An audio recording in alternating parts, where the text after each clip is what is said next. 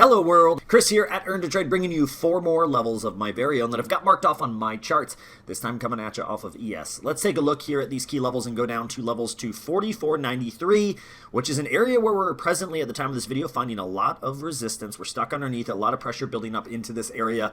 Definitely going to watch it if it breaks. We also pinged off of it not too long in the past. If we do break it, my eyes jump up to 4516. It's very close, but it's another very heavy area of resistance from the past that you'll have to back your charts out if you want to find the action around that.